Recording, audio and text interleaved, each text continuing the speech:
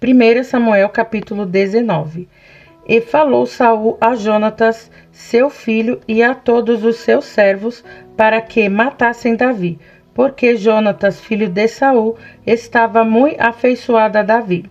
Jonatas o anunciou a Davi, dizendo: Meu pai Saul procura matar-te, pelo que agora guarda-te pela manhã e fica-te num lugar oculto, e esconde-te.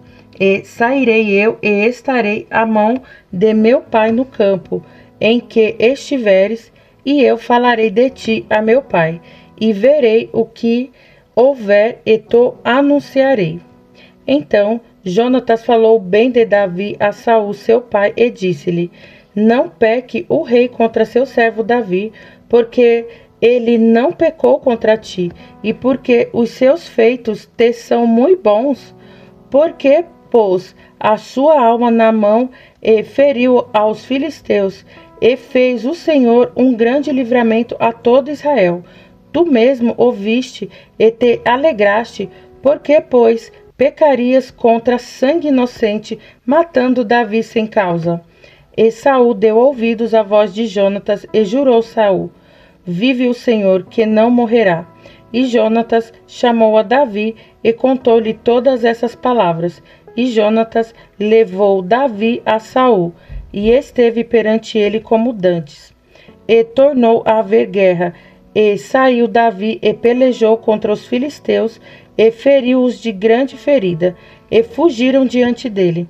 Porém, o espírito mau da parte do Senhor se tornou sobre Saul, estando ele assentado em sua casa, e tendo na mão a sua lança, e tangendo Davi com a mão o instrumento de música, e procurava Saul encravar a Davi na parede.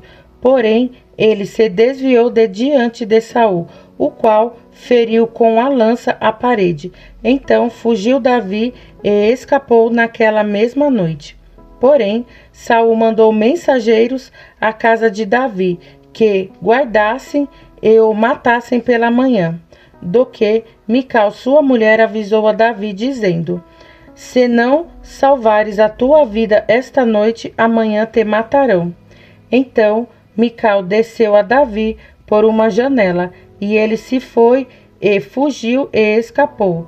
E Mical tomou uma estátua e a deitou na cama, e pôs-lhe à cabeceira uma pele de cabra e a cobriu com uma coberta.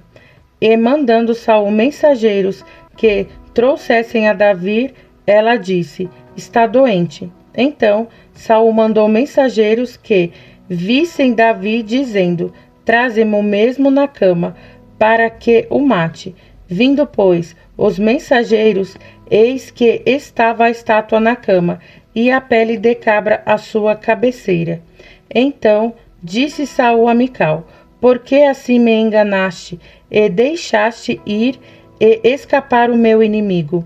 E disse Mical a Saul: Porque ele me disse: Deixa-me ir, porque hei de eu matar-te. Assim Davi fugiu e escapou, e veio a Samuel a Ramá. Ele participou tudo quanto Saul lhe fizera, e foram ele e Samuel e ficaram em Naiote, e o anunciaram a Saul, dizendo: Eis que Davi está em Naiote em Ramá. Então enviou Saul mensageiros para trazerem a Davi, os quais viram uma congregação de profetas profetizando onde estava Samuel, que presidia sobre eles. E o Espírito de Deus veio sobre os mensageiros de Saul, e também eles profetizaram. E avisado disso, Saul enviou outros mensageiros, e também estes profetizaram. Então enviou Saul ainda uns terceiros mensageiros, os quais também profetizaram. Então foi também ele mesmo a Ramá, e chegou ao poço grande que estava em seco, e perguntando disse: Onde estão Samuel e Davi? E disseram-lhe: Eis que estão em Naiote em Ramá. Então foi para Naiote em Ramá, e o mesmo Espírito de Deus veio sobre ele, e ia profetizando até chegar a Naiote em Ramá.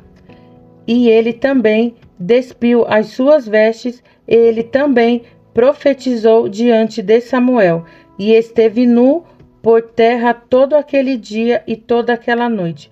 Pelo que se diz, está também Saul entre os profetas.